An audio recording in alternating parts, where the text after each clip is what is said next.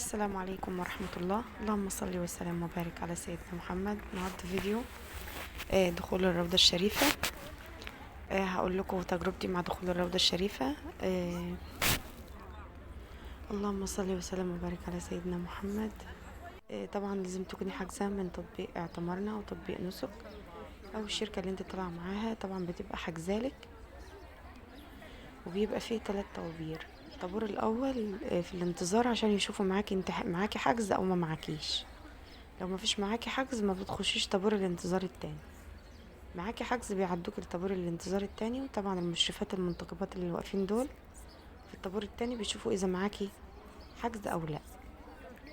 لو شافوا الحجز بتاعك اللي الشركة عاملahulك او اللي انتي بتبقي عاملاه من تطبيق نسك او اعتمرنا، هقولك طبعا ازاي بتحجزي من تطبيق نسك او اعتمرنا. اول ما بتوصلي السعوديه طبعا بتشتري خط سعودي وبتحطيه في الموبايل بتاعك وبتنزلي تطبيق نسك او اعتمرنا وبتدخلي تحجزي بالخط السعودي اللي انت اشتريتيه.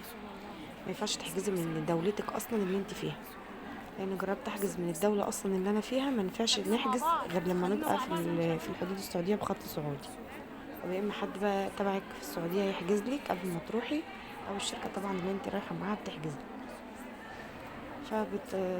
بتدخلي الطابور التاني، فالمشرفة بتشوف الحجز بتاعك فبتعديك للطابور الانتظار التالت اللي هو خلاص بقى. هتستني بقى لحد ما بيدخلوا الافواج الكتيرة اللي انت شايفاها دي، وبتدخلي بقى في الطابور التالت. وطبعا واحنا داخلين كده ما شاء الله لا قوة الا بالله، يعني بصوا حاجة كده بيديلك كده مية زمزم كده وانت داخلة المسجد. بس يعني ما شاء الله لا قوة الا بالله، احساس كده، احساس ما شاء الله، ربنا يرزق كل مشتاق يا رب العالمين. احساس حلو جدا وشعور صعب كده ويعني هو شعور صعب وحلو في نفس الوقت. ودخول الروضة نفسها الواحد بيطلع، يعني انا مش عارفة الكل حس زي كده ولا لا، بس الحمد لله الحمد لله. يعني كان احساس غريب عليا، اول مرة احسه في حياتي. الواحد بيطلع كده كأن قلبه متغلف كده كده، زي طلع من مكانه واتغلف تغليفة الهدايا واتحط تاني. الحمد لله اللهم لك الحمد. يعني كان احساس اول مرة في حياتي احس الاحساس ده، واول مره ليا ازور الروضه الشريفه وازور المدينه المنوره وازور مكه.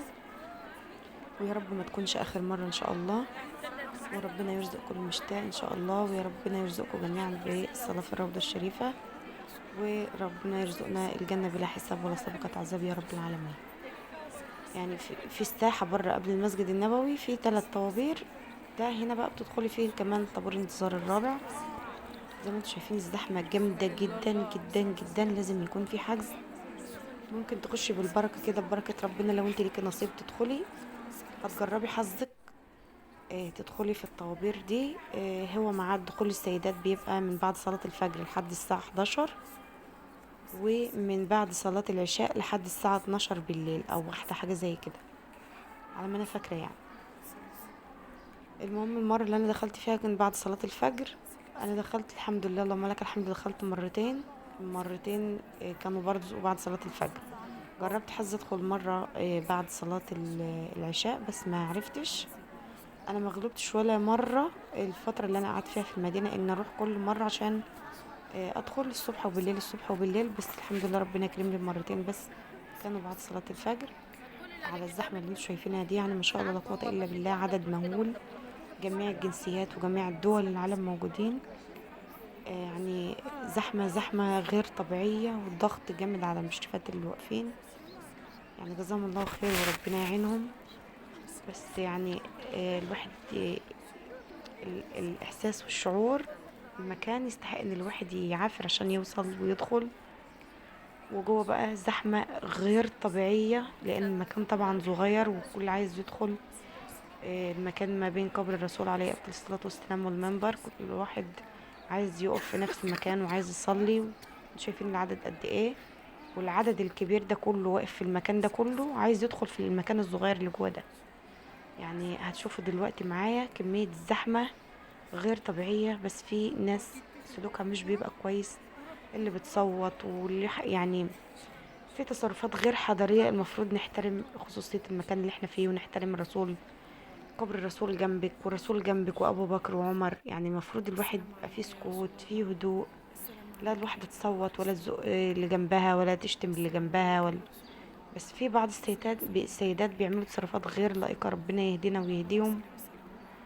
والمفروض نحترم قبر الرسول عليه افضل الصلاة والسلام. الرسول جنبك، نايم جنبك، يبقى فيه هدوء كده، يبقى فيه تسامح بينا وبين بعض، محدش يزق التاني، محدش يزعق للتاني كده يعني. ربنا يهدينا ويهديهم جميعا. كده قبر الرسول عليه الصلاة والسلام من الجزء الخلفي، ده الجزء الخلفي. طبعا احنا لما بنشوف في التلفزيون، طبعا في قناة السنة النبوية، بنشوف الرسول من الأمام.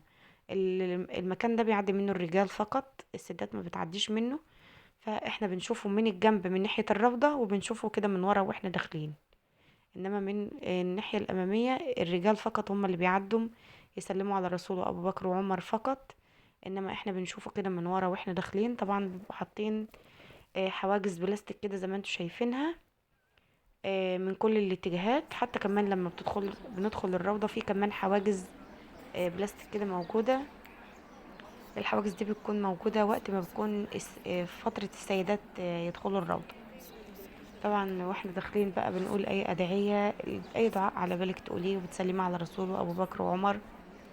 السلام عليك يا رسول الله، السلام عليك يا ابي بكر، السلام عليك يا عمر. وبتدعي بقى للرسول صلى الله عليه وسلم جزاك الله عنا خير الجزاء. الدعاء اللي هو بيتقال ده لازم تكون حافظاه او منزلاه معاكي على الموبايل. وربنا يرزق كل مشتاق يا رب العالمين. هنا لسه كانت في ساحة الانتظار كده بقى. شوف الناس هي بتجري علشان كل عايز يدخل يلحق يدخل الروضة. وفعلا يعني شعور جميل جدا، بس كمية الزحمة غير طبيعية. أفواج أفواج بقى كتير أوي، كله بيجري عشان يلحق عايز يدخل ما بين القبر والروضة. أهو ده كده المنبر، وهنا القبر الرسول عليه أفضل الصلاة والسلام. هنا كده في نص الروضة، أنا كده واقفة في نص الروضة. اللهم لك الحمد يا رب، ما تكونش آخر مرة إن شاء الله، وربنا يرزق كل مشتاق يا رب. اللهم امين بزيارة حبيبك محمد صلى الله عليه وسلم. انا كده واقفة في النص ما بين المنبر وقبر الرسول عليه افضل الصلاة والسلام. طبعا في ناس بتكون رايحة لأول مرة، فبيقعدوا يبصوا اتجاهات مختلفة، مش عارفين فين من فين. وطبعا في مشرفات واقفين كتير وظابطات، ربنا يبارك لهم. زي ما انتم شايفين كده، هنا الحواجز البلاستيكية دي بتبقى محاوطة الروضة من كل مكان وقت دخول السيدات، عشان بيبقى في رجال بيعدوا من الناحية التانية. اللهم صل وسلم وبارك عليك يا رسول الله، اللهم صل وسلم وبارك عليك يا رسول الله. طبعا في الزحمة دي ما تقدريش طبعا تصلي، لان انا جربت اصلي في وسط الزحمة دي، داسوا عليا، كنت خلاص روحي بتروح. فرفعوني وقفوني المشرفات لحد ما الزحمة خلصت، وقدرت اصلي ركعتين الحمد لله. وفي في المرة الأولى يعني أنا دخلت مرتين. المرة الأولى الحمد لله صليت وقعدت وقرأت قرآن وفضلت قاعدة شوية كتار، لكن في المرة التانية كانت زحمة أكتر من المرة اللي قبلها، كانت زحمة جامدة جدا جدا جدا. وفي سيدات بتعمل بقى أخطاء كتيرة، تقعد تمسح بطرحتها الحيطان، ويقعدوا يمسحوا العواميد اللي انتوا شايفينها دي، ويقعدوا يبوسوها ويقبلوها. يعني بيعملوا عادات كتير غلط. المفروض الواحد يبقى فاهم المكان اللي هو رايحه، وما ينفعش التبرك والتمسح والحاجات الغريبة اللي انتوا بتعملوها دي. وربنا يهدينا ويهديهم جميعا. ولو عجبكم الفيديو ما تنسوش تعملوا لايك وتشتركوا في القناة وتفعلوا زر الجرس عشان يوصل لكم اشعار بكل الفيديوهات الجديدة. وما تنسوش تقولوا رأيكم تحت في التعليقات. وان شاء الله يا رب يرزقكم جميعا زيارة حبيبك محمد صلى الله عليه وسلم. وربنا يرزقكم الصلاة في الروضة الشريفة، وربنا يرزقكم الصلاة في الكعبة الشريفة ان شاء الله. والسلام عليكم، واشوفكم على خير الفيديو الجاي، في امان الله.